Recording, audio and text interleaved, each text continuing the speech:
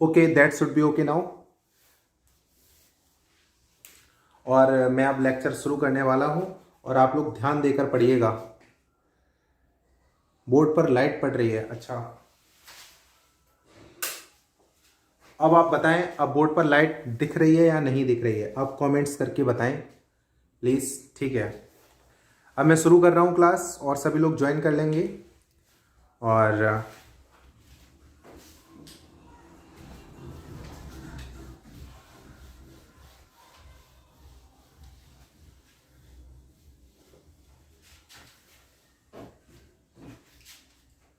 आप लोग कमेंट्स करके बताएं। अब सही है, क्लियर है सर, गौरव भाई। ठीक है, प्रतिभा जी कमेंट करके बताएं। आप लोग एक काम करिए, जो 3 डॉट होते हैं उसमें एक ऑप्शन होता है पिक्चर क्वालिटी में, तो एक एडवांस्ड ऑप्शन होगा, उसमें आप हाई क्वालिटी सेलेक्ट कर लीजिए, फिर आपको सब क्लियर दिखने लगेगा। ठीक है, that should be okay now. आज हम हिंदी आपको बता रहे हैं, तो हम हिंदी लैंग्वेज के मेन फैक्ट्स की बात करेंगे। ठीक है, मेन फैक्ट्स की बात आप लोगों से करने वाले हैं। ठीक है, और आप ये समझ लीजिए, जो भी मैं आपको पढ़ा दूंगा वो आपको एग्जाम की दृष्टि से ही पढ़ा रहा हूं। ठीक है, तो बाकी आप लोग समझदार हैं ही। ठीक है, एक्चुअली पूरे वर्ल्ड में, मैं पूरे वर्ल्ड में बात कर रहा हूं, उसमें 3000 प्लस लैंग्वेजेस हैं। कितनी हैं? 3000 प्लस लैंग्वेजेस। ठीक है, हिंदी उन्हीं में से एक है, हिंदी उन्हीं में से एक है। ठीक है, आप लोग इतना समझ लीजिए, पूरे विश्व में 3000 भाषाएं बोली जाती हैं।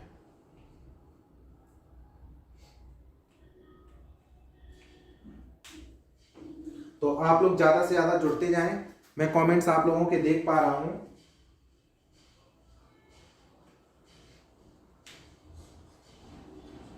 तो इसमें आप लोगों को मैं सीधा सीधा आधुनिक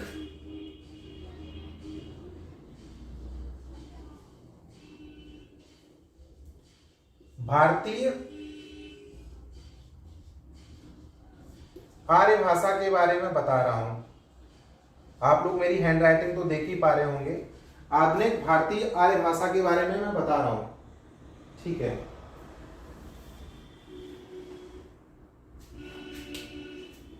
अब सबसे पहले अगर हम बात कर लें, कई लोग ये क्वेश्चन पूछेंगे कि भैया ये बताइए, हिंदी का विकास कैसे हुआ? हिंदी का विकास कैसे हुआ? हिंदी का विकास कैसे हुआ? तो सीधी सीधी बात है, आप लोगों को ये आना चाहिए, और ये एग्जाम में 1 नंबर का क्वेश्चन आपसे पूछा ही जा सकता है। इसलिए मैं आपको बहुत ही इंपॉर्टेंट पढ़ाने वाला हूं, और आप इसको देखोगे और इस क्रम को रटने का काम कर लोगे। संस्कृत एक्चुअली जो हिंदी है ना, इसका मैं क्रम बता देता हूं। संस्कृत, उसके बाद पाली, प्राकृत, अपभ्रंश, अपभट्ट भी बोलते। एक्चुअली इसका जो विकास क्रम है, संस्कृत है, पाली, प्राकृत, अपभ्रंश, अपभट्ट। ठीक है, ये आप याद रख लीजिए।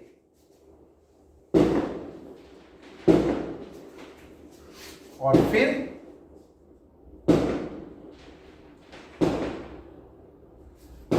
आपका प्राचीन प्रारंभिक हिंदी। एक्चुअली आप ये समझ लीजिए, पहली बात तो जो आपका जो हिंदी शब्द है ना, ये हिंदी का है ही नहीं। ये हिंदी जो आपका है, ये हिंदी का है नहीं, ये फारसी का है। किसका है? फारसी का। Okay, that should be okay now. Actually क्या हुआ था, अगर इसके बारे में आप डिस्कशन करेंगे तो सिंधु की बात करेंगे। ईरानियों को जानते होंगे, तो वो सिंधु को हिंदू कहते थे। क्या कहते थे? तो इसमें सा से हा बना, धा को उन्होंने दा बोल दिया। ठीक है, लेकिन कई कट्टर लोग होते हैं हिंदी वाले, तो वो ये कहते थे इन मतलब हरण करने वाला, और मतलब किसी चीज को मतलब दुष्टों का नाश करने वाला और ये सब, तो उन्होंने अपने तरीके से दिया। लेकिन जो सिंधु, सिंधु से हिंदू, और फिर हिंदू से हिंदी, सब ऐसे ये बन के हुआ है यहाँ पे। तो ये विकास क्रम आप ये इंपॉर्टेंट याद रख लीजिए। संस्कृत अगर विकास क्रम पूछ लेगा तो आप सीधा सीधा सबसे पहले याद रखेंगे संस्कृत, फिर पाली प्राकृत, फिर अपभ्रंश अवहट्ट, इसको साफ कर दीजिए, वो यहाँ पे ऐसा हो गया था गलत टिक। संस्कृत, पाली, प्राकृत, अपभ्रंश, अवहट्ट, फिर प्राचीन प्रारंभिक हिंदी। ठीक है, आप इतना याद रख लीजिए। आप लोगों को एक एक क्वेश्चन मैं ऐसा बता दूंगा कि आपको बिल्कुल याद आता चला जाएगा। ठीक है,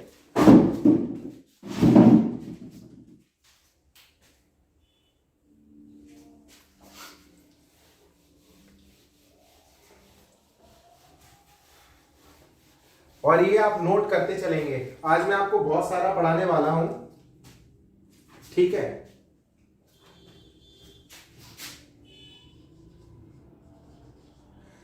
सबसे पहले हम इनका टाइम पीरियड देख लेते हैं। प्राचीन हिंदी, मध्यकालीन हिंदी, और फिर आधुनिक। इनका टाइम पीरियड भी कई बार एग्जाम्स में पूछा गया है और बहुत ही इंपॉर्टेंट है ये।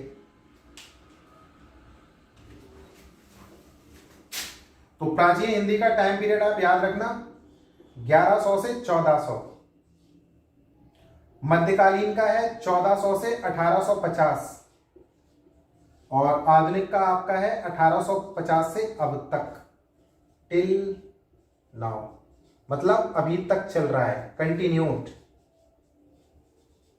ठीक है, आपसे ये पूछ सकते हैं। ठीक है, तो आप ये याद रखिए।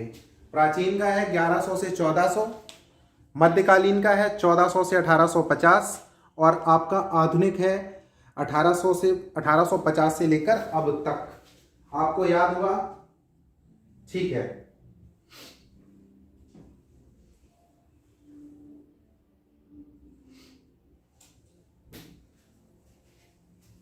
अब मैं यहां पर बात करने वाला हूं कुछ इंपॉर्टेंट। मैं केवल आपको फैक्ट्स की बात करूंगा, इंपॉर्टेंट चीजों की बात करूंगा, फालतू की रामायण मैं आपको नहीं पढ़ाऊंगा। ठीक है,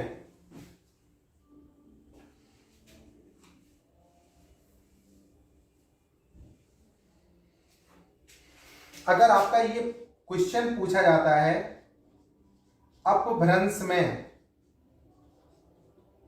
साहित्य का विकास किससे हुआ, तो आपको अपभ्रंश याद रखते ही आप एक नाम याद कर लेना, और ये बहुत ही फेमस नाम है, सब जानते हैं, स्वयंभू। स्वयंभू, ये आप याद कर लीजिए, एग्जाम की दृष्टि से बहुत इंपॉर्टेंट है।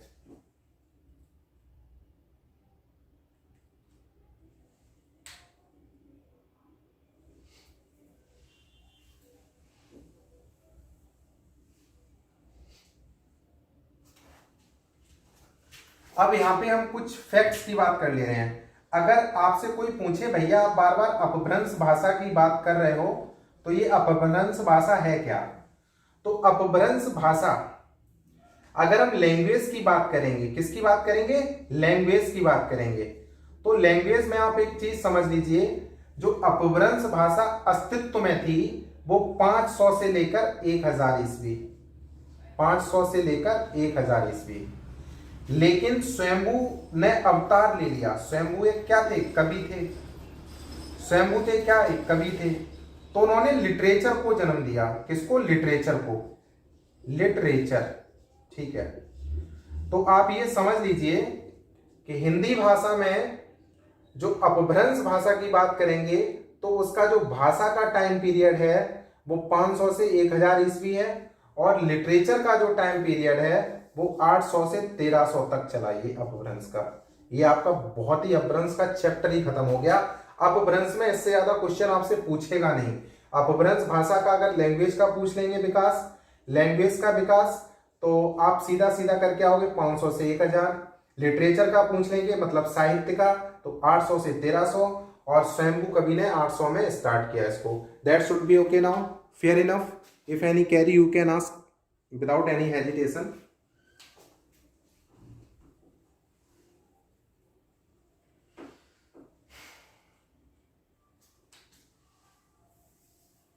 अब स्वयंभू की आप रचनाएं बता दीजिए, कोई मुझे कमेंट्स करके बताइए। आपने एक अपभ्रंश का वाल्मीकि, अपभ्रंश का वाल्मीकि, ये किसकी रचना है बताइए? स्वयंभू की है। अपभ्रंश का वाल्मीकि किसकी है? स्वयंभू की है। अगर आपको एग्जाम में ये लिख देता है पौंचर्यो अर्थात राम काव्य, तो ये आप तुरंत आपका सीधा सीधा जाएगा, क्योंकि विकास लिटरेचर का ही स्वयंभू ने शुरू किया। तो आप आंख मूंद कर किस पर टिक करके चले आओगे? स्वयंभू पर टिक करके चले आओगे, ठीक है।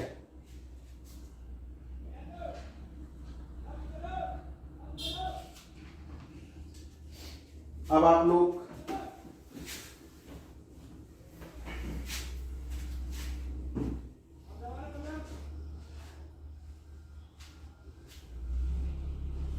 चलते चले जाएं और क्वेश्चन अपने पूछते चले जाएं। इसको मैं साफ कर देता हूं, ठीक है। मुझे उम्मीद है कि आप लोगों को अच्छा खासा समझ में आ रहा होगा और साथ ही साथ याद भी होता जा रहा होगा, ठीक है।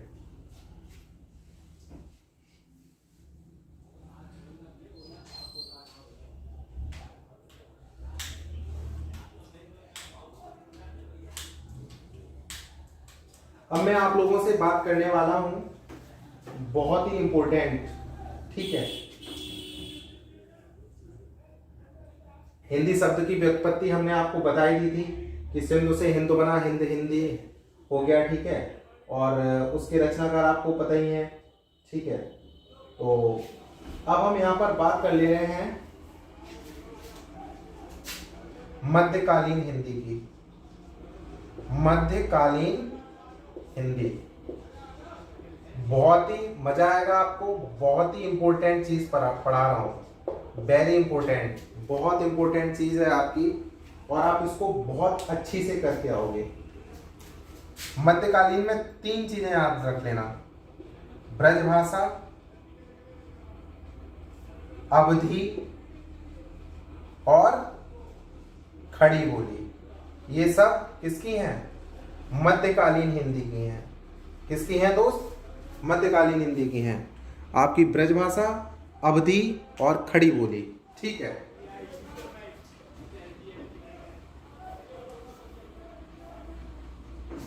अब हम एक टॉपिक उठा ले रहे हैं ब्रजभाषा का।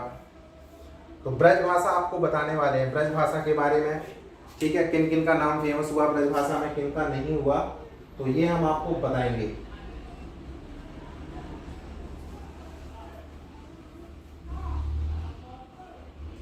आप लोग कमेंट्स करते रहिए, मैं आप लोगों के कमेंट्स चेक कर रहा हूं। पहले आप लोग मुझे कमेंट्स करके ये बता दीजिए कि आप लोगों को सही दिखाई दे रहा है, प्लीज कमेंट्स करके बताएं।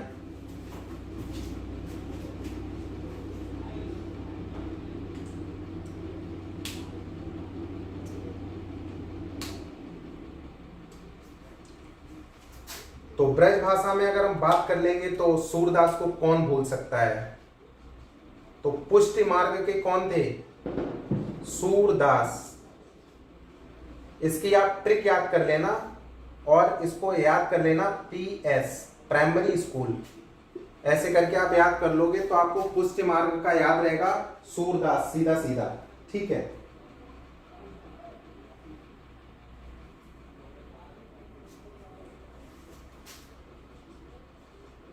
सूरदास और नंददास ये आपके पुष्टि मार्ग के हो गए। अगर आपसे क्वेश्चन ये पूछ लेते हैं कि सूरदास किस मार्ग के कवि हैं या नंददास किस मार्ग के कवि हैं, तो आप टिक करके चले आओगे पुष्टि मार्ग के कवि हैं। किसके हैं? पुष्टि मार्ग के कवि हैं।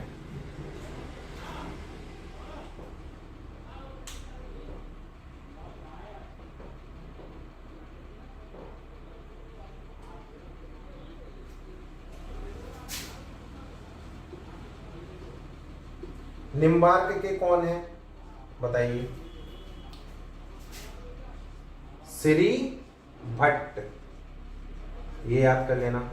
निम्बार्क के हैं आपके श्री भट्ट, ठीक है, तो आप ये समझ गए होंगे।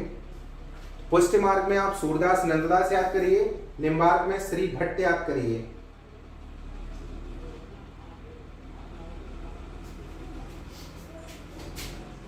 एक इसमें था चैतन्य संप्रदाय, चैतन्य संप्रदाय, चैतन्य संप्रदाय के याद रख लीजिए गदाधर भट्ट। ये आपका 3-4 नंबर का मैं क्लियर करवा रहा हूं आज। यूपी टेट में क्वेश्चन आने ही आने हैं, सुपर टेट में, ये आप समझ लीजिए, ठीक है। आप लोग इतना समझदार हो ही वैसे। और आपने आजकल देखा होगा राधा वल्लभ के स्कूल कॉलेजेस बहुत हैं, तो राधा वल्लभ जो संप्रदाय उस टाइम खूब स्प्रेड हुआ, तो बहुत ही इंपॉर्टेंट क्वेश्चन है। राधा वल्लभ संप्रदाय से तो क्वेश्चन बन ही सकता है सीधा सीधा आपका।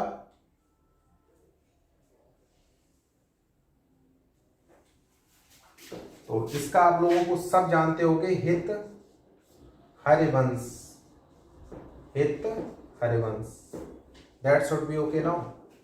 अगर ब्रजभाषा में बात कर लें, हम ब्रजभाषा पर अभी डिस्कशन कर रहे हैं। पुष्टि मार्ग के अगर पूछ देता है सूरदास नंददास, निम्बार्क के पूछ देता है श्री भट्ट, चैतन्य संप्रदाय, अब यही ऑप्शन दे दिया गदाधर भट्ट किस संप्रदाय के हैं, तो आप टिक करके चले जाना चैतन्य संप्रदाय के हैं। हित हरिवंश किस संप्रदाय के थे? राधा वल्लभ संप्रदाय के थे। क्या आपको ओके हो रहा है? आप लोग कमेंट्स करके मुझे बताएं।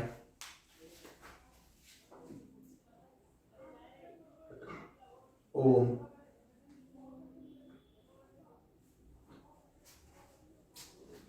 ठीक है। सूरदास सबसे इंपॉर्टेंट खासियत रखते थे इसमें। सूरदास को क्या कहते थे? अष्टछाप का जहाज, सूरदास को कहते थे अष्टछाप का जहाज। ये आप लोग याद कर लीजिए, अष्टछाप का जहाज, ठीक है, अष्टछाप का जहाज। आप लोगों के कमेंट्स मैंने रीड किए अभी। और पुष्टि मार्ग में अष्टछाप का जहाज सूरदास को इनको कहा जाता था, और ये बहुत फेमस थे। आप लोग ये इतना समझ लीजिए।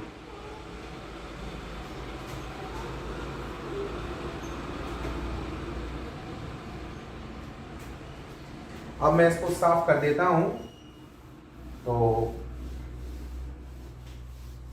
ये आपके क्वेश्चंस क्लियर हो गए होंगे।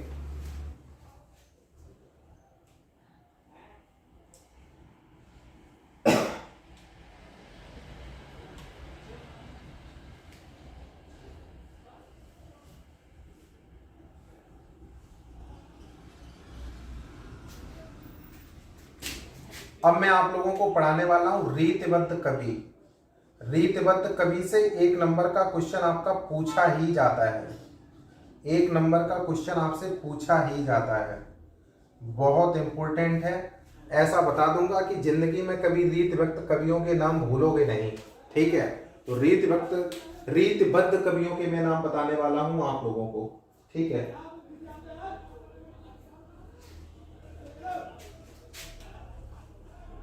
इसमें एक ट्रिक याद कर लेना, और आपको बड़ा इंटरेस्टिंग लगेगा। ये मैंने आप लोगों के फायदे के लिए बना दी है। रीतिबद्ध कवि में एक चीज याद रख लीजिए, केएम का मतलब समझ रहे हो, इसको आप याद कर लेना कुमारी। क्या याद कर लेना? कुमारी। एसएम का मतलब शिक्षा मित्र, कुमारी शिक्षा मित्र। बीबी का मतलब लिख देना बड़ी बेस्ट। डीपी लगाई है व्हाट्सएप पर, लगाई है व्हाट्सएप पर। शिक्षा मित्रों को तो सब जानते ही हैं। तो कुमारी एक शिक्षा मित्र है जिसकी शादी नहीं हुई है, तो कुमारी शिक्षा मित्र। कुमारी का मतलब केएम टाइटल आगे लगता है। शिक्षा मित्र को शॉर्ट फॉर्म में एसएम कहते हैं। बड़ी वेस्ट, बी फॉर बड़ी, बी फॉर वेस्ट, डीपी लगाई है। कुमारी शिक्षा मित्र बड़ी बेस्ट डीपी लगाई है। आपको अगर इतना याद रहेगा तो आपको रीतिबद्ध कवि सारे याद रहेंगे, आप इतना समझ लीजिए, ठीक है।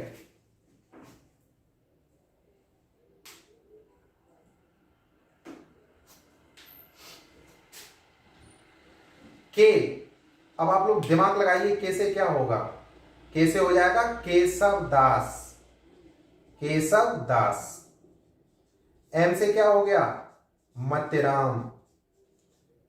खत्म सिस्टम।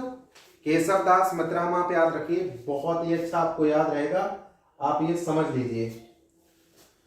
एस से आपका रहेगा सेनापति, आपको याद रहे इसलिए मतिराम का मैंने नाम रिपीट कर दिया है फिर से। K for Keshav Das, M for Matiram, S for Senapati, M for Matiram. अब बीबी का बताइए, बहुत ही इजी है, आपको आना ही चाहिए। इसमें एक बी है बिहारी और एक बी है भिखारी, बिहारी भिखारी।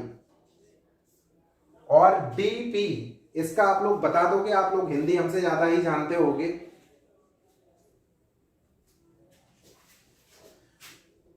देवानंद हीरो का आपने नाम सुना होगा, देव। और पी फॉर पद्माकर।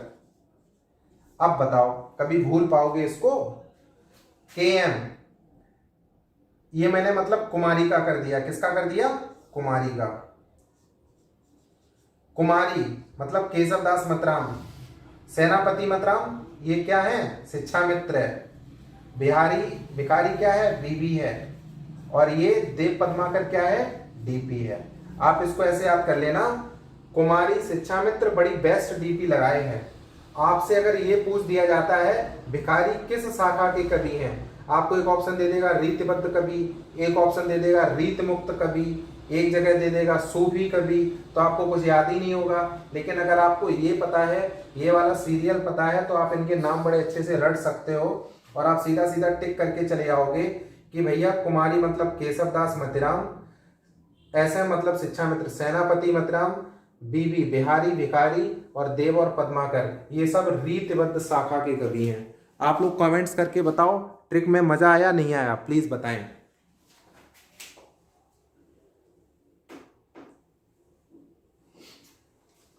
अब यहां पर रीतिबद्ध की हमने बात कर ली है, अब हम रीत मुक्त की, अगर उन्होंने रीतिबद्ध का नहीं पूछा तो उन्होंने किसका पूछ लिया, उन्होंने पूछ लिया वहां पर। आप लोगों के कमेंट्स चाहता हूं, कमेंट्स करके बताएं समझ में आ रहा है नहीं आ रहा है। अब अगर उन्होंने क्वेश्चन पूछ दिया, ये एक तो ये क्वेश्चन था क्वेश्चन 1, क्वेश्चन 2 पूछ दिया रीत मुक्त बताओ, रीतबद्ध का क्वेश्चन ही नहीं पूछा, रीत मुक्त कभी आपको आने चाहिए। तो एक इसकी आपको मैं शॉर्ट फॉर्म दे दे रहा हूं और ये हमेशा याद रख लेना, बैग। आप लोग स्कूल में जाते होगे तो बैग तो लेकर जाते होगे, या जब प्राइमरी के टीचर बन जाओगे तो आपके स्कूल में कई सारे स्टूडेंट्स बैग लेकर आया करेंगे। तो बैग याद रख लीजिए, इसका बहुत ही इंपॉर्टेंट ये नाम है। B for Bodha, A for Alam और जी फॉर घनानंद।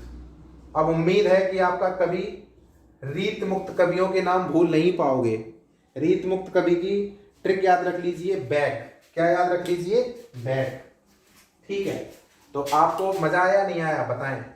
बैग में B for Bodha, A for Alam, G for Ghananand. That should be okay now. अच्छा लग रहा है आप लोगों को? हिंदी में टाइम खराब नहीं हो रहा होगा ना? बताइए।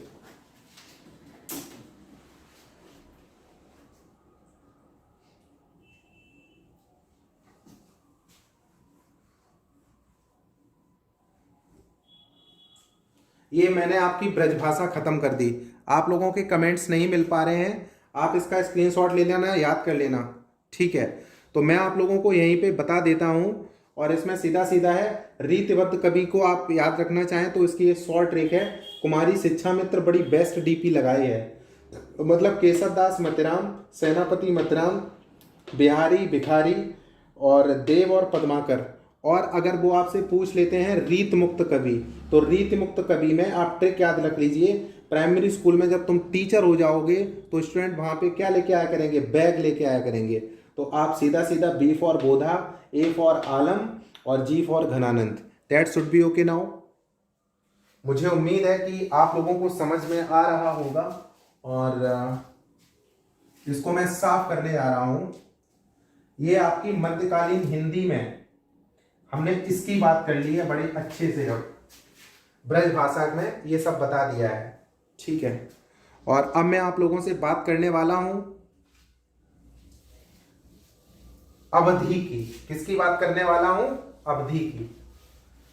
आप ये समझ लीजिए कि आपको बहुत ही अच्छा लगने वाला है और हिंदी में आपको 3-4 नंबर का क्वेश्चन टेट में मिलना ही मिलना है, आप ये समझ लीजिए, ठीक है। जिन लोगों ने मेरा चैनल सब्सक्राइब नहीं किया वो यूट्यूब पर YS यादव ऑफिशियल, ये मेरा चैनल सब्सक्राइब कर सकते हैं अगर लगे अच्छा तो, ठीक है, ओके। राइट नाउ अब मैं आप लोगों से बात करने वाला हूं अवधि की। किसकी बात करने वाला हूं, अवधि की। रेड पेन कहाँ गया है मेरा, मैंने रेड अभी रख दिया था कहीं, चलो बाद में उसको ढूंढ लूंगा। तो यहां पर अब हम अवधि की बात करने वाले हैं। अवधि मध्यकालीन हिंदी में किसकी बात करने वाले हैं, अवधि की बात करने वाले हैं, ठीक है। तो आप लोग समझदार हैं ही।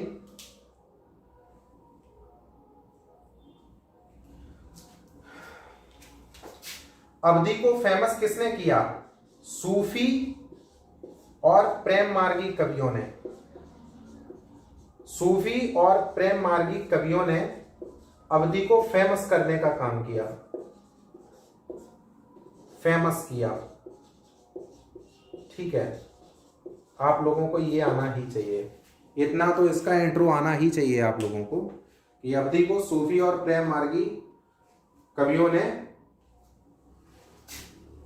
प्रेम मार्गी कवियों ने फेमस किया इसको, ठीक है। इतना तो आप लोग समझ ही गए होंगे।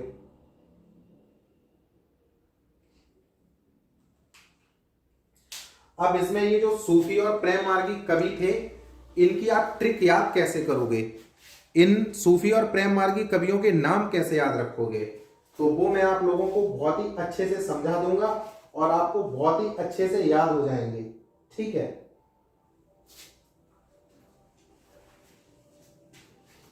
आप इसमें एक ट्रिक याद कर लेना और मैं विश्वास दिलाकर कहता हूं कि आप कभी भूल नहीं पाओगे।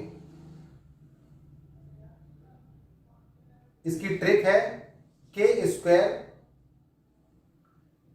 जन्म से USA में रहता है, मतलब पैदा ही वहीं हुआ है, ठीक है। ये मैं अवधि में सूफी और प्रेम मार्गी कवियों के नाम लिखने बता रहा हूं, तो आप ये याद रख लो, ये मैं ट्रिक बता दे रहा हूं और इससे आप याद रखोगे इसको बहुत ही अच्छे तरीके से, ठीक है। 130 नंबर सुपर टेट में आएंगे, मेरे अनुसार पढ़ते रहोगे सेलेक्टेड चीजें, तो फालतू के चीजों में पड़ जाओगे, गुमराह हो जाओगे, जिंदगी झंड हो जाएगी, सिलेक्शन होगा नहीं तुम्हारा, ठीक है। तो ये याद रख लीजिए K² जन्म से कहां रहता है, USA में। अब आप इतना तो समझ ही गए हो, K² लिखा है मतलब यहां पर 2 K की बात कर रहे होंगे हम, यहां पर J की बात करेंगे, A की बात करेंगे, जिनका नाम इन कैपिटल लेटर्स के पहले अक्षर से शुरू होता है, ठीक है।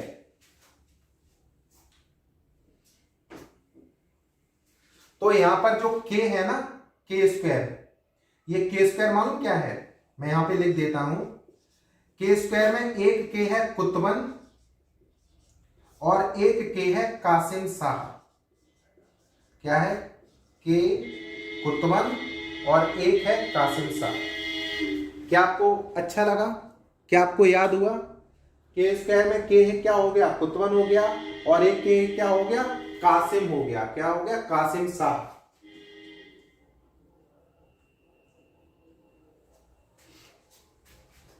अब जन्म की बात कर ले रहे हैं, J for Jayasi, J for क्या हो गया, जायसी।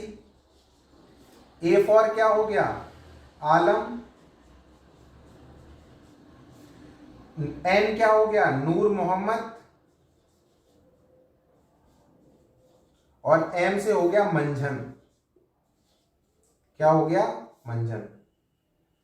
आपका ये भी क्लियर हो गया। ठीक है, अब आपको मजा आ रहा होगा भैया पढ़ने में, मैं विश्वास लाके कहता हूं। इसको शेयर करते रहना दबा कर, ठीक है। अगर इसकी ट्रिक है अपनी भाषा में, सूफी प्रेम मार्गी कवियों ने इसको फेमस किया अपनी भाषा को, इसमें रचनाएं की गई सारी। तो इसमें अगर हम एक ट्रिक याद रख लेंगे तो हमें इनके बारे में कई सारी चीजें पता चल जाएंगी, और हमें पता चल जाएगा ऐसे कौन महान शख्स थे, कौन से महान रचनाकार थे जिन्होंने अपनी भाषा को इतना ऊंचाइयों तक पहुंचाने का कार्य किया। तो यहाँ पर के स्क्वायर जन्म से यूएसए में रहता है। के स्क्वायर अगर आपको याद रहेगा तो के फॉर कुतुबन और के फॉर कासिम शाह याद रहेगा। जन्म अगर याद रहेगा तो J for Jayasi, A for Alam, N for Noor Mohammad, M for Manjhan याद रहेगा। आप ये समझ गए हो नहीं समझ गए हो बताइए।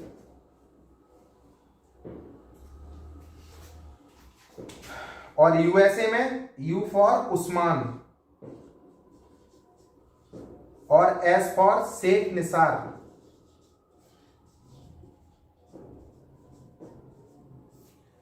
You for Usman, S for Sheikh Nisar और ए फॉर अली शाह। अली शाह।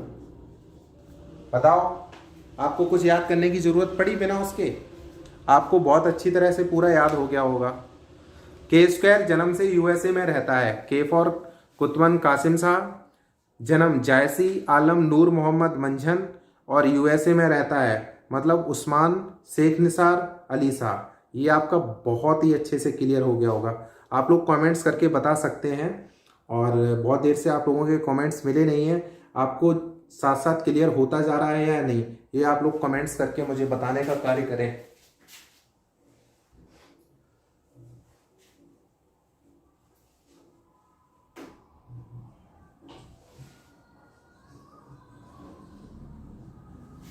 अब इसके बाद मैं आपको खड़ी बोली के बारे में बताऊंगा।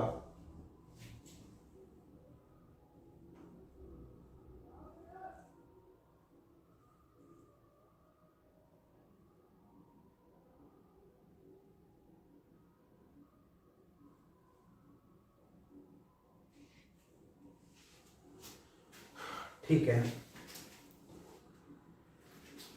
अब मैं आपको खड़ी बोली बता देता हूं यहां पे।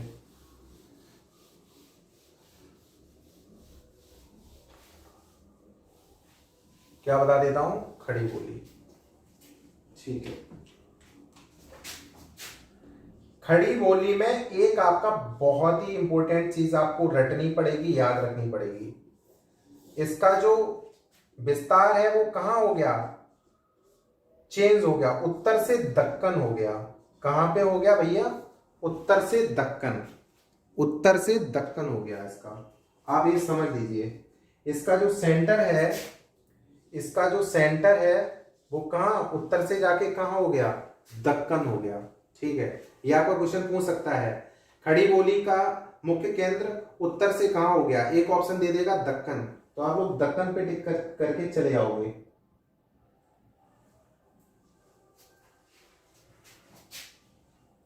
और कबीर को कौन नहीं जानता है? खड़ी बोली में फेमस है। नानक को कौन नहीं जानता है? दादू को कौन नहीं जानता है? मलूक दास को कौन नहीं जानता है? और रज्जब को कौन नहीं जानता है? ये सब खड़ी बोली के महान लोग थे। कबीर, नानक, दादू, मलुकदास, रज्जब, ये नाम आप याद कर लेना। ठीक है, आप लोगों को याद हो गया होगा मुझे उम्मीद है, और ये आप लोग जरूर करके दिखा दोगे वहां पे।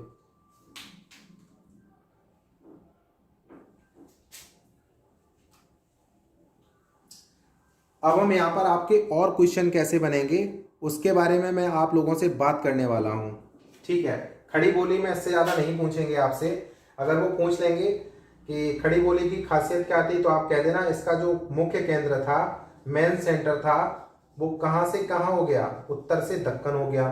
इसके मुख्य आपसे पूछ लेंगे दादू किस बोली के कवि थे, खड़ी बोली टिक करके चले आना। रज्जब का पूछ लेंगे, मलुकदास का पूछ लेंगे। इनकी रचनाएं तो आप लोगों को रटनी ही पड़ेंगी, वो लोग आप अपनी बुक से रट लेना। ठीक है, आप लोगों का मैं टाइम खराब नहीं करना चाहता, इसलिए आपको केवल सिलेबस के अनुसार पढ़ाने का कर रहा हूँ। अब आपकी मध्यकालीन खत्म हो गई। अब मैं आधुनिक कालीन हिंदी में थोड़ा बात कर लेता हूं आप लोगों से। उसके बाद आप लोगों को ग्रामर पढ़ाऊंगा। आधुनिक कालीन हिंदी, और आधुनिक कालीन हिंदी में हम खड़ी बोली की ही बात कर ले रहे हैं। आधुनिक कालीन हिंदी में हम किसकी बात कर ले रहे हैं? खड़ी बोली की बात कर ले रहे हैं आप लोगों से।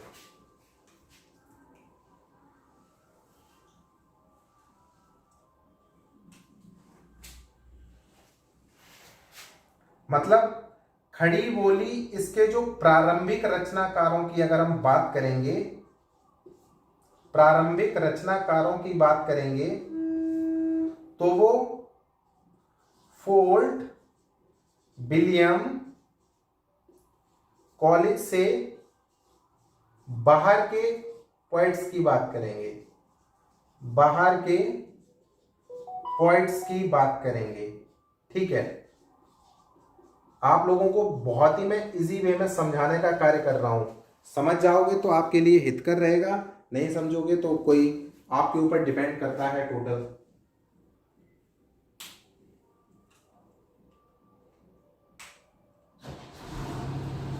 तो इनके नाम तो सबको ही जानता ही है। सुख, सदा सुख लाल, सदा सुख लाल, इनका नाम तो सुना है। इंशाअल्लाह खां का नाम सुना है आपने? ये इनसे बहुत क्वेश्चन बनते हैं, बहुत इंपॉर्टेंट क्वेश्चन है ये आपका। फोर्ट विलियम कॉलेज से बाहर के पोएट्स कौन थे, आपसे ऑप्शन पूछ लिया, आपका चेक कर लिया हिस्ट्री, तो आपको याद होना चाहिए आरंभिक प्रारंभिक रचनाकार, तो आपको याद होने चाहिए सदासुख लाल और इंशाअल्लाह खां। सदासुख लाल की सबसे फेमस रचना तो आपको पता ही है, क्या है बताइए? इंशाअल्लाह खां की मैं लिख देता हूं, रानी केतकी की कहानी, रानी केतकी की कहानी।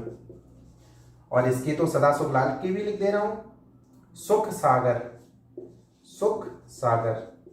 सदासुख लाल का उपनाम न्याज भी था। क्या था? न्याज। ये आप लोग याद रखिएगा। ठीक है,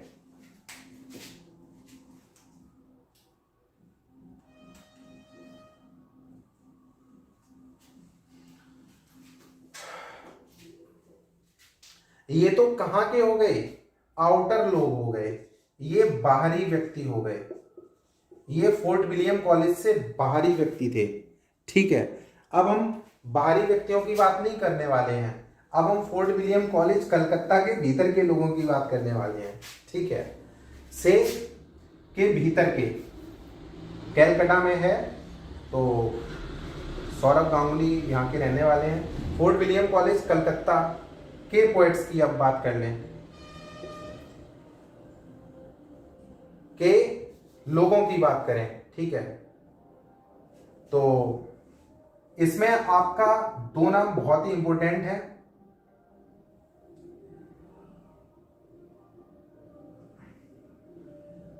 कौन है यार? प्रेम सागर किसने लिखी है?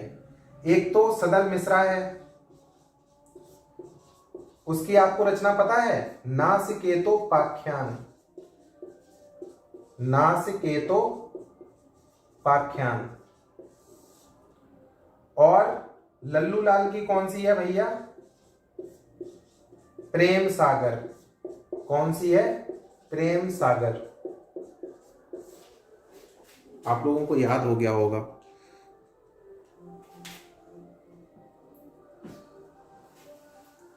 आप लोगों का मुझे कमेंट्स नहीं दिखा, और मुझे उम्मीद है कि आप लोगों ने जो कमेंट किए होंगे वो एक बार फिर चेक करके देख पाऊंगा।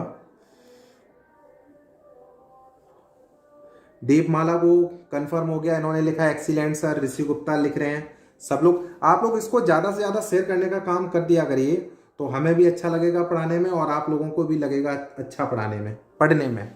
ठीक है, और एक्चुअली मैं आप लोगों के सारे कमेंट्स देख नहीं पाता हूँ, क्योंकि जब मैं आप लोगों से बोलता हूँ तो देर में कमेंट्स आता है। अब मैं काम क्या करूँगा, मैं थोड़ी देर बाद आप लोगों के कमेंट्स देखा करूँगा।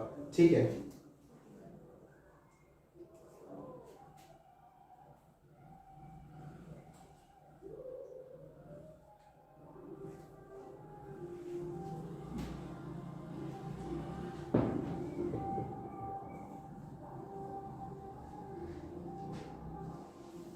तो ये बहुत फेमस लेखक थे लल्लू लाल, इन्होंने प्रेम सागर को लिख दिया और सदल मिश्रा ने नासिकेतोपाख्यान को लिख दिया और ये फोर्ट विलियम कॉलेज कोलकाता के थे। अब हम इनमें बहुत ही और फेमस लोगों की बात कर ले रहे हैं। अगर इनसे क्वेश्चन नहीं बना तो फिर उनसे क्वेश्चन बनेगा, और जब उनसे क्वेश्चन बनेगा तो आप कैसे करके चले आओगे, ये मैं आप लोगों को बता रहा हूं। आपने एक नाम सुना होगा, राजा शिव प्रताप सितारे हिंद, और एक हुए थे राजा लक्ष्मण सिंह।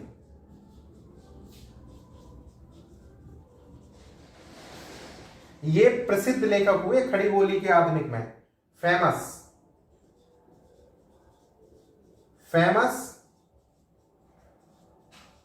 ऑथर्स। ठीक है, आप लोगों को मैं एक बात बताने का काम करूं, राजा शिव प्रताप सितारे हिंद ने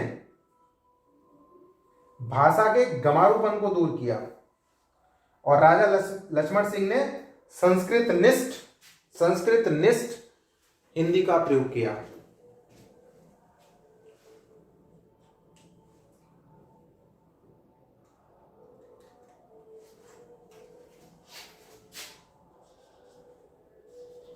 आपको मैंने अभी बता ही दिया, राजा शिव प्रताप सितारे हिंद ने क्या किया, हिंदी का गमारूपन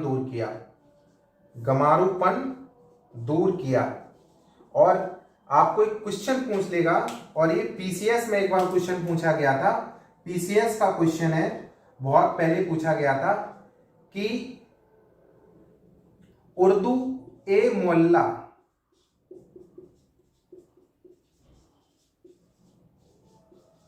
हिंदी का गमारूपन दूर करके हिंदी भाषा को उर्दू ए मोल्ला किसने बना दिया, तो आप टिक करके चला जाओगे, राजा शिव प्रताप सितारे हिंद ने। राजा शिव प्रताप सितारे हिंद, सितारे की आप ट्रिक याद रख लेना, सितारे में चंद्रमा के ऊपर सितारा लगा होता है तो उससे आपको उर्दू की चीजें निकल के दिखाई देती हैं। तो आपको इतनी ट्रिक याद हो गई होगी, राजा शिव प्रताप अगर उसके आगे सितारे हिंद लगा है तो समझो वो उर्दू की बात कर रहे हैं। तो उन्होंने गमारूपन हिंदी का दूर करके क्या कर दिया, उर्दू ए मोल्ला बना दिया हिंदी लैंग्वेज का। ठीक है, और राजा लक्ष्मण सिंह थोड़े ज्यादा ही टैलेंटेड रचनाकार थे, लेखक थे, तो इन्होंने संस्कृत निष्ठ, किसका, संस्कृत निष्ठ हिंदी का प्रयोग किया। अब आप लोग कमेंट्स करके बताएं, क्या आपका मजा आ रहा है, आपको क्या आपको ये क्लियर हो पा रहा है।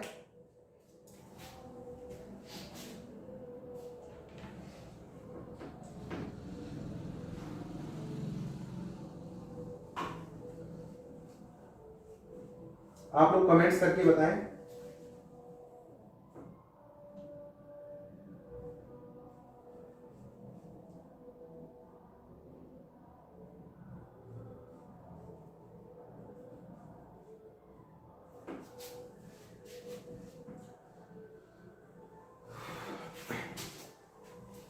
इसको मैं साफ कर सकता हूं अब, ठीक है।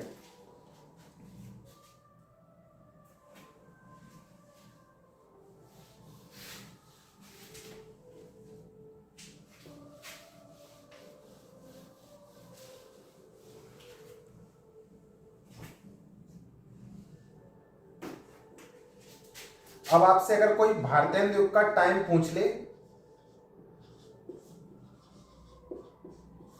तो आपको पता होना चाहिए 1850 से 1900। ठीक है, ये आपको याद होना चाहिए। ठीक है, अगली ये बात कर रहे हैं भारतेंदु युग की।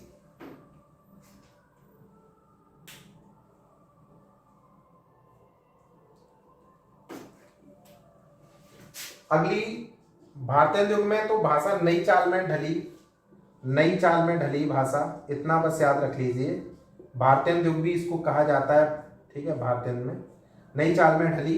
अब हम द्विवेदी युग की बात करेंगे। किसकी बात करेंगे, इसमें एक बहुत ही फेमस हुए थे वो 1900-1920 तक ये द्विवेदी युग था। द्विवेदी युग बहुत इंपॉर्टेंट, इससे बहुत सारे क्वेश्चंस आपके पूछे जाते हैं। ठीक है, तो आप लोग द्विवेदी युग हमेशा याद रखिए।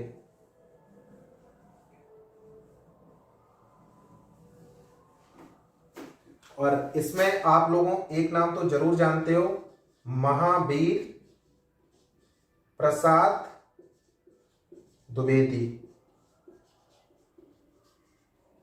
एक्चुअली क्या हुआ था, 1903 में इन्होंने सरस्वती पत्रिका के संपादन का कार्यकाल संभाला था। के संपादन का कार्यकाल, ये आपका बहुत क्वेश्चन पूछा जाता है। आपसे अगर यही नहीं पूछेगा संपादन और इसका, तो यही पूछ लेगा सरस्वती पत्रिका का संपादन किसने, महावीर प्रसाद द्विवेदी ने। तो आप लोगों को इतना इंपॉर्टेंट क्वेश्चन तो बनता ही है इसका, ठीक है।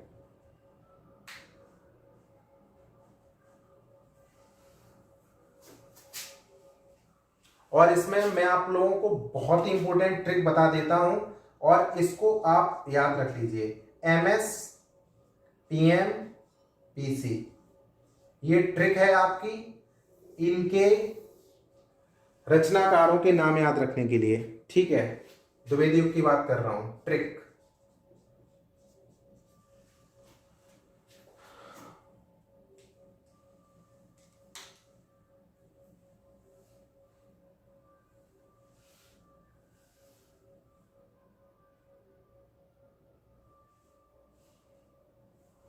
द्विवेदी युग के रचनाकारों के नाम अगर पूछ लेगा तो आप लोग क्या टिक करके चले आओगे, अब मैं बताता हूं।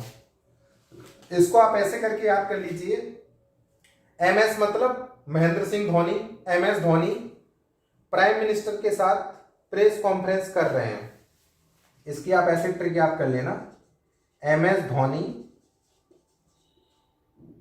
प्राइम मिनिस्टर के साथ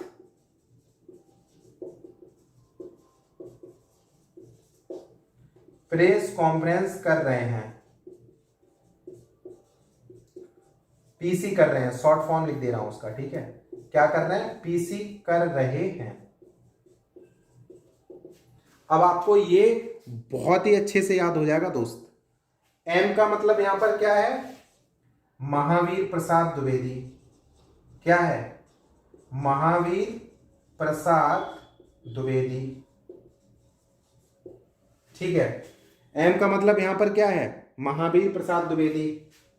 S का मतलब क्या है, श्याम सुंदर दास, श्याम सुंदर दास। अब बजाया नहीं है, आप लोग कमेंट्स करके बताएं। M का मतलब महावीर प्रसाद द्विवेदी, S फॉर श्याम सुंदर दास।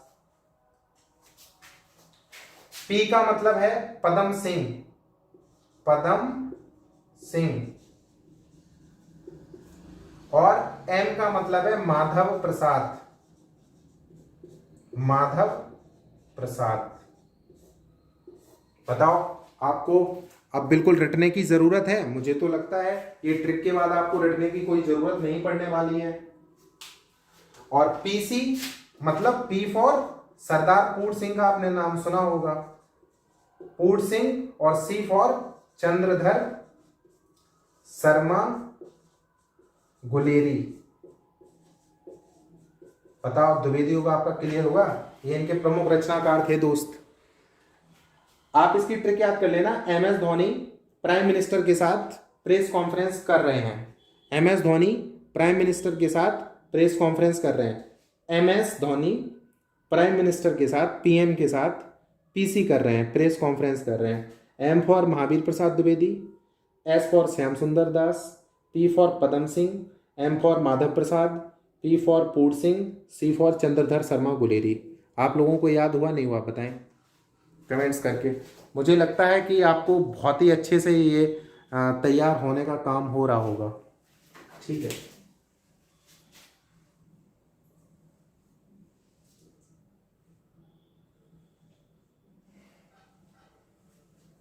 अब आपका द्विवेदी युग के बाद छायावाद युग से तो बहुत क्वेश्चन आते हैं। किससे हम बात करेंगे, अब छायावाद युग की बात करेंगे। आपका मैंने आज 4-5 नंबर का लिटरेचर पढ़ा दिया है। टेट में अगर कहीं लिटरेचर आ गया फिर, या सुपर टेट में 2-3 नंबर का पूछ लिया, तो जो ये लेक्चर देख लेगा वो कम से कम अपने 3-4 नंबर मान के चले क्लियर। और बहुत ही इंटरेस्ट ले रहे होंगे आप लोगों का, एक भी मिनट खराब नहीं हो रहा होगा मुझे लगता है जहां तक। अब हम छायावाद युग की बात कर रहे हैं। टाइम पीरियड के क्वेश्चन अब नहीं पूछे जाते हैं, पहले पूछे जाते थे। तो छायावाद युग का टाइम पीरियड है 1918 से 1936, अब तक भी है थोड़ा, ठीक है। तो ये याद रख लिए, छायावाद युग हो गया आपका 1918 से 1936, और ये अब तक भी है। छायावाद युग के हम महत्वपूर्ण रचनाकारों के नामों की हम बात करने वाले हैं यहां पे।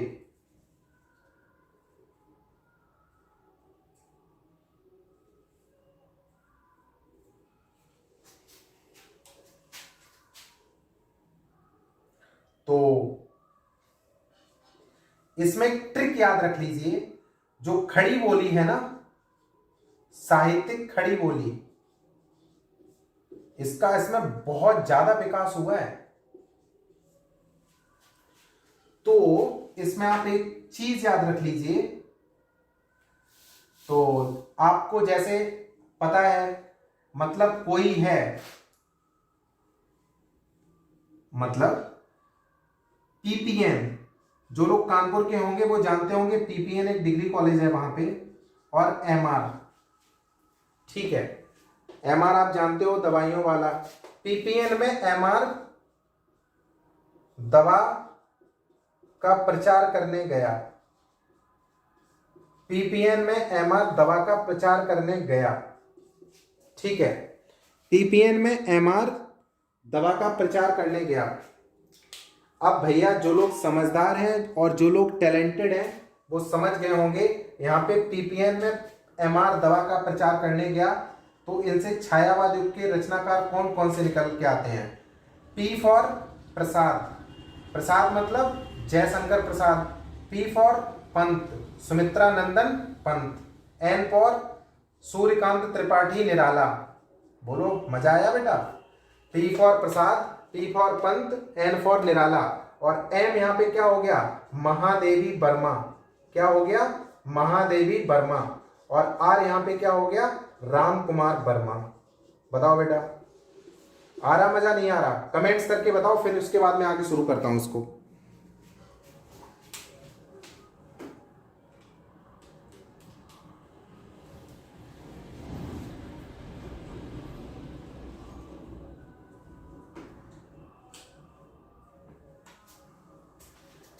ये पद्य पोएट्री की बात हो गई है यहां पर। अब हम प्रोज की आगे बात करेंगे। खड़ी बोली का विकास, ये पोएट्री की बात हो गई है। अब हम छायावाद में ही खड़ी बोली का विकास प्रोज में बात करने वाले हैं। तो पीपीएन में एमआर दवा का प्रचार करने गया, P for Sumitra, P for Prasad मतलब जयशंकर प्रसाद, पी फॉर पंत आपको पता ही है, N for Nirala, M for Mahadevi Verma, R for Ram Kumar Verma. और इन त्रिमूर्ति को तो कौन नहीं जानता है, प्रसाद पंत निराला, सुमित्रा नंदन पंत, जयशंकर प्रसाद, सूर्यकांत त्रिपाठी निराला।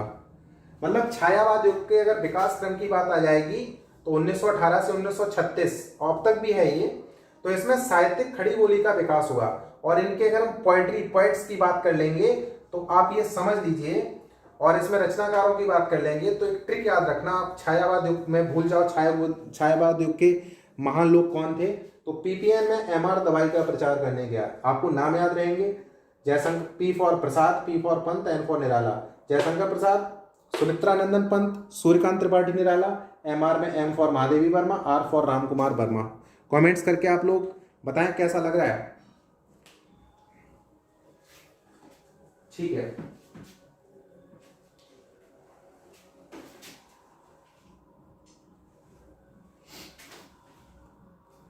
अब मैं इसको साफ कर देता हूं।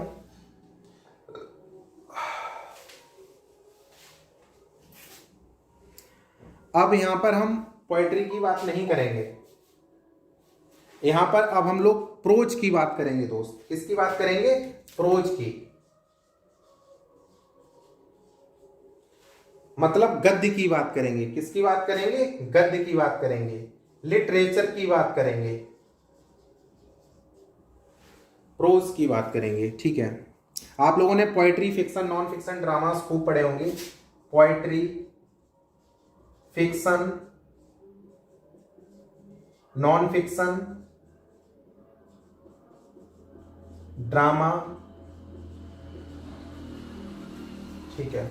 तो आप लोगों को मैं स्पष्ट तरीके से बता देना चाहता हूं भैया, खड़ी बोली के विकास में छायावाद का ये गोल्डन एरा था। क्या था? गोल्डन एरा था। गोल्डन एरा हिंदी लिटरेचर का। किसका? खड़ी बोली का।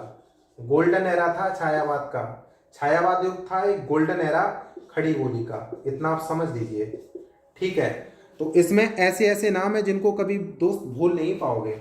एक हम नाम आपको बता दे रहे हैं, मुंशी प्रेमचंद साहब को कौन नहीं जानता है? उनका उपन्यास और कहानी, भाई जी उनका झटका था बहुत।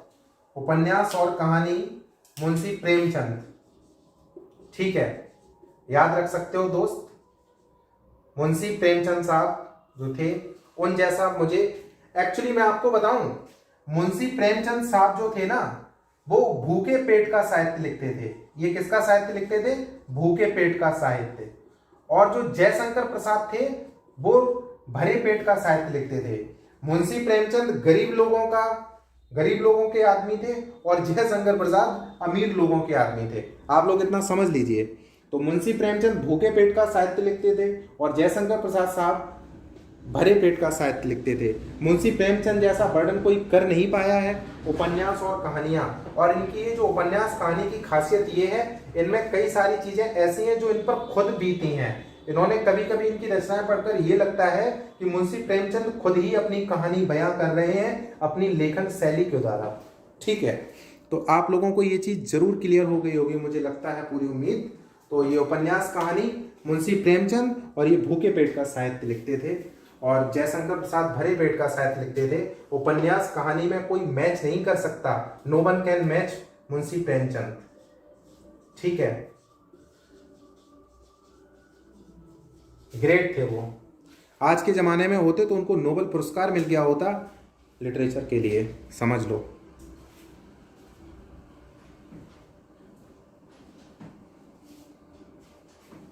नाटक की अगर बात कर लेंगे तो ड्रामा में जयशंकर प्रसाद से अच्छा आज तक कोई लिख नहीं पाया। नाटक ध्रुव सामनी आपने सुना होगा, जयशंकर प्रसाद से अच्छा कोई लिख नहीं पाया। ये ड्रामा के फेमस थे। किसके लिए? ड्रामा के। और अब हम आलोचना की बात कर ले रहे हैं, मतलब जो क्रिटिक होते हैं ना, हम यहां पे आलोचना की बात कर रहे हैं। आलोचना में जो रामचंद्र शुक्ल थे ना, उनको कोई मैच नहीं कर सकता। क्रिटिक थे बहुत अच्छे ये, ठीक है। उम्मीद है कि आप लोगों को अच्छा लग रहा होगा। और मैं आप लोगों से ये कहता हूं, जिन लोगों को वाईएस यादव, मैं क्या करूंगा कि मैं दिसंबर में, आज तो तारीख कितनी है? आज तारीख है 26 नवंबर 2021, ठीक है। लेट इवनिंग का टाइम है। मैं अपने हैंड रिटन नोट्स बना लूंगा। अभी तो मेरे पास टाइम नहीं है, मुझे जो आता है वो मैं आपको बता रहा हूं। मैं आप लोगों के फायदे के लिए काम कर दूंगा कि मैं आप लोगों को फ्री ऑफ कॉस्ट अपनी हैंड राइटिंग में मैं कम से कम आपको ऐसा मटेरियल दे दूंगा 40 या 50 पेज में, 40 या 50 कम से कम पेजेस में, लीस्ट पेजेस में, कि आप सुपर टेट में कम से कम अगर वो 40-50 पेज पढ़ लोगे और कुछ नहीं पढ़ोगे और ये मेरे सारे वीडियोस देखते रहोगे तो 100+ तो लाओगे।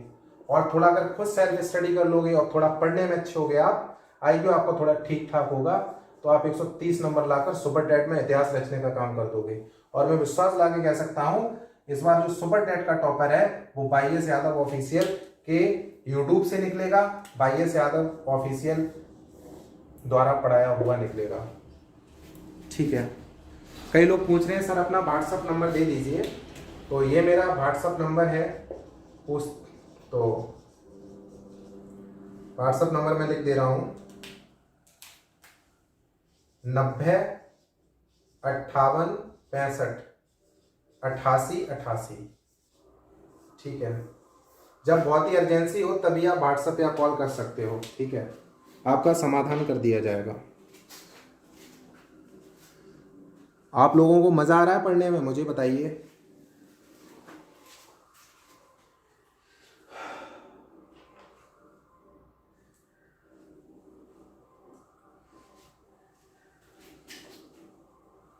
ठीक है, आई होप आप लोग जैसे ये फाइनल हो गया तो इसका स्क्रीनशॉट ले सकते हो और इसको याद रख सकते हो, बाद में इसके नोट्स भी बना सकते हो आप लोग, ठीक है।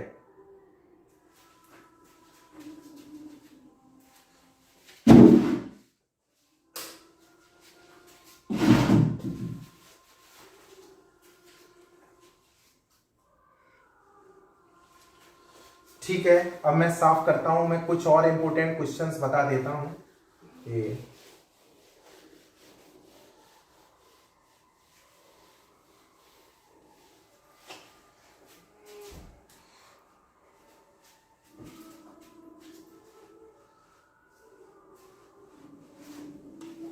अब मैं आपको राष्ट्रभाषा के आंदोलन,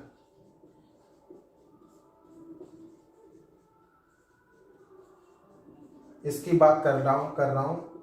मैं आप लोगों का ये देखूंगा कि आप लोगों को आता कितना है। आप लोगों का मैं कमेंट्स पढ़ूंगा, ठीक है, आप लोग रिप्लाई देंगे मुझे।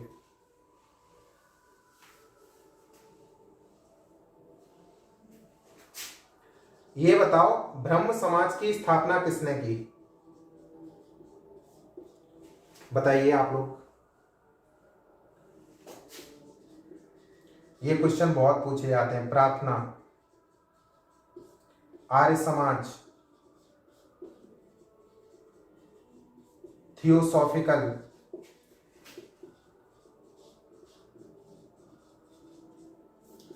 आप लोग मुझे कमेंट्स करके बताएं, फिर मैं तो बता ही दूंगा आपको।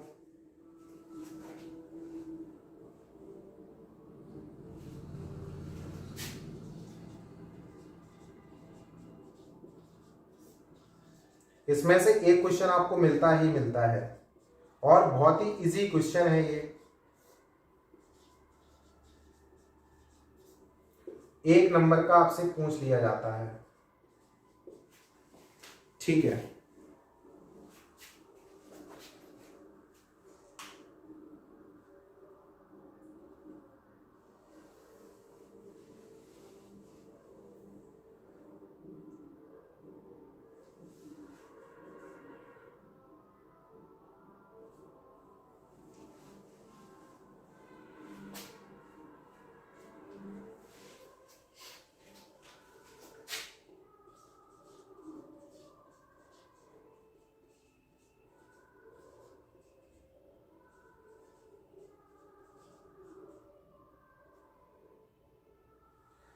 थियोसॉफिकल सोसाइटी का आपको थोड़ा याद नहीं होगा और ये इंपॉर्टेंट क्वेश्चन है, पीसीएस में 2 बार पूछा गया है ये बहुत पहले। तो इसकी जो स्थापना थी, मैं स्थापना की बात कर रहा हूँ, तो इसकी कर्नल एच.एस. एलकट ने की थी।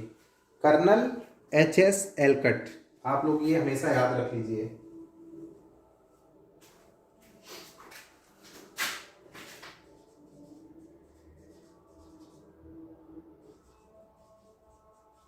और इसमें एक और थी मैडम ब्लावत्स्की। ब्रह्म समाज, बताइए, आप लोगों के कमेंट्स नहीं मिल रहे हैं। ब्रह्म समाज राजा राम मोहन राय, ठीक। आर्य समाज दयानंद सरस्वती। रामकृष्णन मिशन, इनसे जितना टैलेंटेड कोई पैदा नहीं हुआ, विवेकानंद। प्रार्थना समाज आत्मा रंगई पांडुरंगय ये इनका नाम था। सनातन धर्म की आप लोग आगे बात कर लीजिए।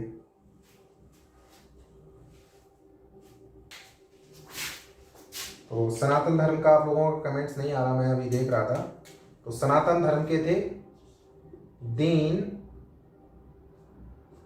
दयाल शर्मा। स्क्रीनशॉट ले लेना, एक क्वेश्चन पूछा जा सकता है इससे, ठीक है।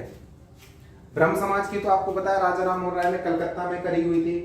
प्रार्थना समाज की भी बंबई में, आर्य समाज की भी बंबई में, और इसकी थियोसॉफिकल की मद्रास में हुई थी। सनातन धर्म की बनारस में हुई थी, जहां से माननीय प्रधानमंत्री हैं एमपी, और रामकृष्ण मिशन की बेंगलुर में हुई थी, ठीक है।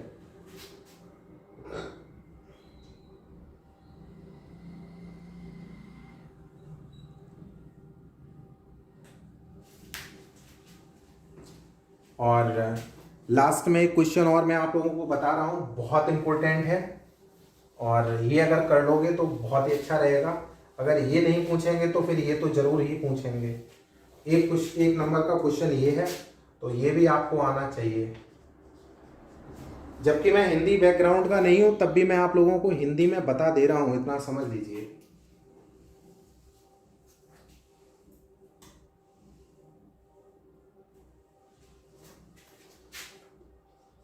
ये जो नागरी प्रचारणी सभा थी ना, इसका बहुत क्वेश्चन पूछा गया है। पीसीएस में कई बार पूछा गया है, नेट में पूछा गया है, और कंपटीशन में पूछा जाता है। तो इसका मुख्यालय बताइए दोस्त, कहाँ पे है? मैं आप लोगों के कमेंट्स चेक कर ले रहा हूं, बताओ। और मैं इतना बता देता हूं, प्रधानमंत्री वर्तमान जो है भारत के, वो यहां से सांसद हैं। अब आप समझ जाओ।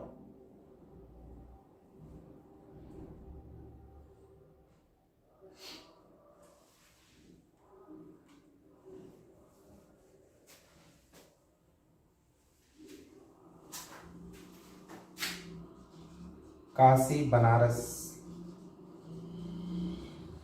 इसकी काशी बनारस नागरी प्रचारणी सभा की जो स्थापना थी वो 1893 में की थी। किसने की थी? श्याम सुंदर दास। 3 लोग थे, श्याम सुंदर दास, शिव कुमार सिंह,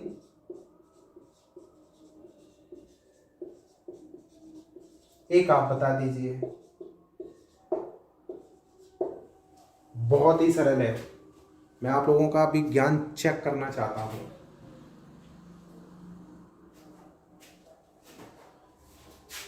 राम नारायण।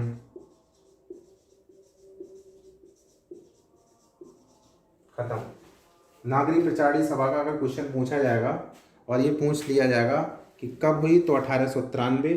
मुख्यालय इसका कहाँ पे है? काशी बनारस। और इसमें श्याम सुंदर दास, शिव कुमार सिंह, राम नारायण, इन 3 लोगों ने मिलकर इसकी स्थापना करी हुई थी।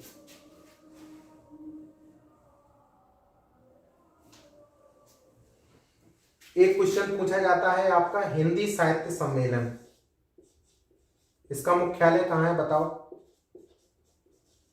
हिंदी साहित्य सम्मेलन, इसका मुख्यालय आपका प्रयाग में है। कहां पे है? प्रयाग। कंफर्म हो गया होगा आपको। और इसका प्रथम सम्मेलन 1910 में हुआ था, और किसने किया था? ट्रिपल एम ने किया था। Bharat Ratna triple M. Triple M का मतलब समझ गए होंगे, मदन मोहन मालवीय, जिन्होंने बीएचयू की स्थापना की थी। इतना तो आप समझ ही गए होंगे। ठीक है, आप लोगों को क्लियर हो रहा होगा अच्छे से काफी।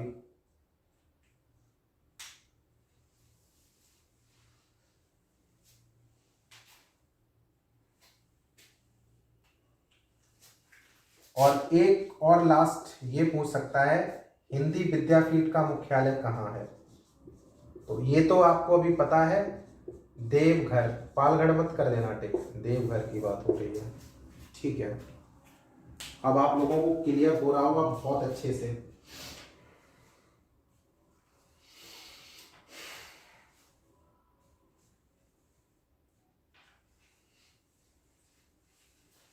मैं आपका हिंदी केवल 5 लेक्चर में पूरा खत्म कर दूंगा। Hindi only 5 lectures. फिर आप सीटेट का भी एक क्वेश्चन गलत नहीं करोगे, यूपी टेट का भी नहीं गलत करोगे, और सुपर टेट का भी एक क्वेश्चन गलत नहीं करोगे। आप इतना समझ लीजिए। ठीक है, मैं आप लोगों को बता दूं कि लाइव क्लास, अभी तो कई लोग यूपी टेट के पेपर में बिजी हैं, तो लाइव क्लास में लिया करूंगा सुपर टेट की। किसकी? सुपर टेट की। ठीक है, तो आप लोग, मेरा चैनल है और मेरा यूट्यूब चैनल है YS यादव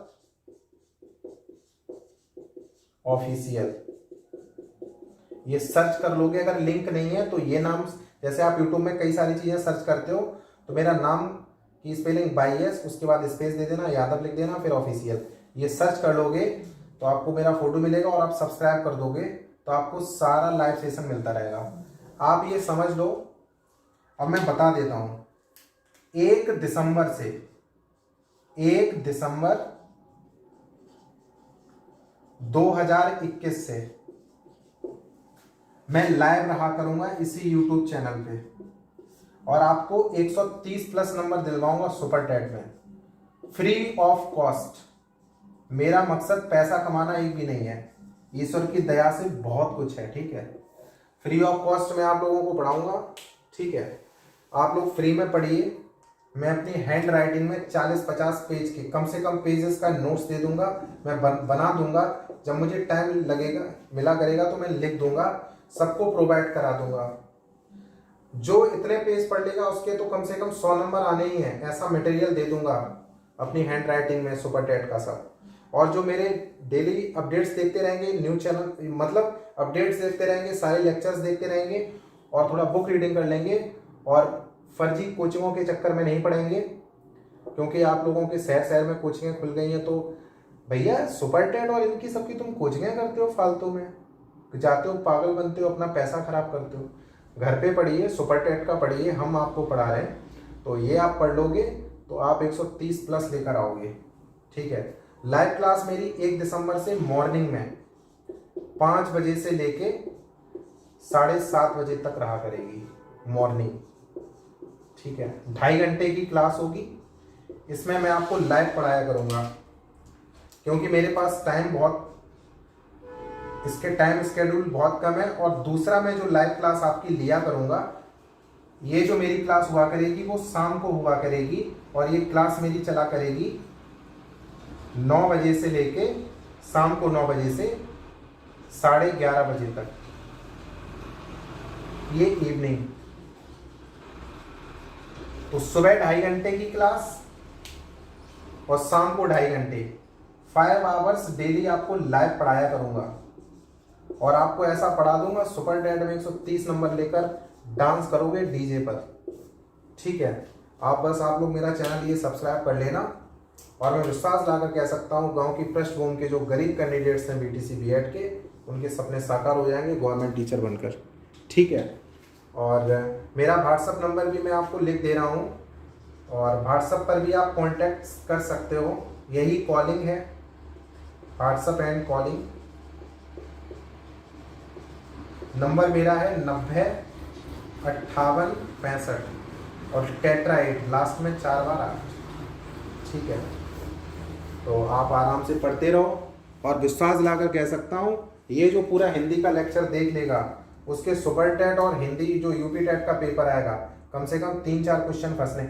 मैं आपको बहुत ही सिलेक्टेड पढ़ाऊंगा, पेपर में क्या एग्जामिनर पूछ सकते हैं वो पढ़ाऊंगा, इसलिए आप लोगों को टेंशन लेने की कभी कोई ज़रूरत है नहीं। तो आप ये लाइव क्लास हमारी फ्री ऑफ कॉस्ट, हमेशा विश्वास लाकर कहता हूँ, आपसे कभी 1 पैसे की डिमांड नहीं होगी, आपको फ्री पढ़ाऊंगा बिल्कुल। मैं आप लोगों को लुटने से बचाना चाहता हूँ, ठीक है। तो बस आप पढ़ते रहिए, बिल्कुल टेंशन फ्री रहिए, पूरी हेल्प करेंगे। मेरा यूट्यूब पर ये चैनल है, इसको आप सब्सक्राइब कर देना, ठीक है। इतना तो आप लोग कर ही सकते हो और शेयर भी करते रहना, जिससे कि गरीब पृष्ठभूमि के मध्यम वर्गीय निम्न वर्गीय लोगों के पास ये चैनल पहुंचे और वो लोग खूब पढ़ के टीचर बनना है गवर्नमेंट, ठीक है।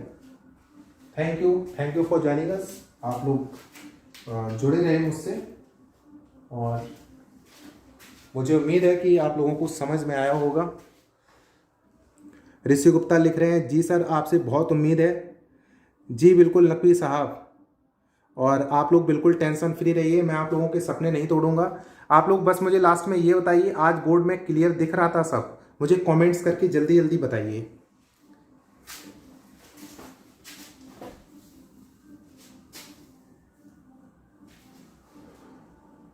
कमेंट्स करके जल्दी जल्दी बताइए, आप लोगों को क्लियर दिख रहा था नहीं?